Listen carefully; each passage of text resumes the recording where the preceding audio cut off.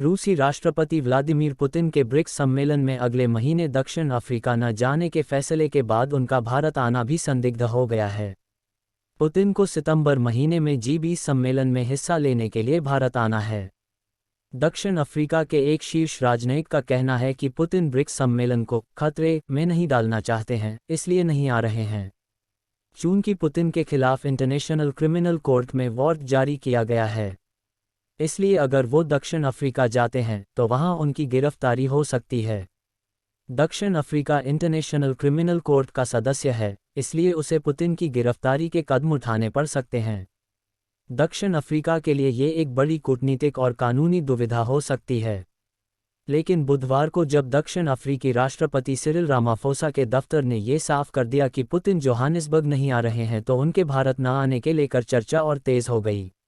Putin के G20 सम्मेलन में नई दिल्ली न आने की आशंका तभी से जताई जा रही थी जब इस महीने की शुरुआत में भारत ने एससीओ की बैठक वर्चुअली की थी। कहा गया कि पुतिन के भारत न आने के फैसले बाद ही इस सम्मेलन को वर्चुअली करने का फैसला किया गया।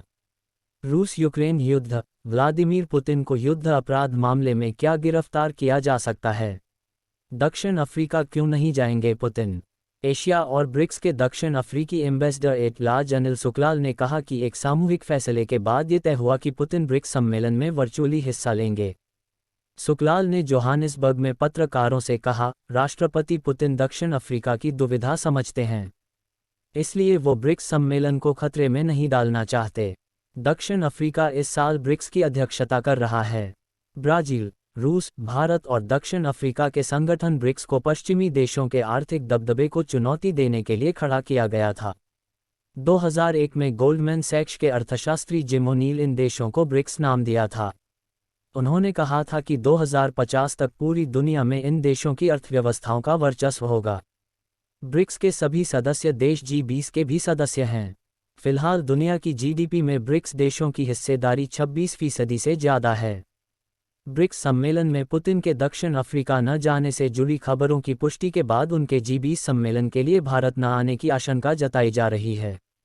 भारतीय विदेश मंत्रालय के प्रवक्ता अरिंदम बागची से गुरुवार को जब पुतिन के G20 सम्मेलन में हिस्सा लेने के लिए भारत आने से जुड़े सवाल किए गए तो उन्होंने कहा कि सदस्य देशों के नेताओं को यहां आकर ही इसमें भागीदारी करनी है। भारत में G20 सम्मेलन 9-10 सितंबर को होगा।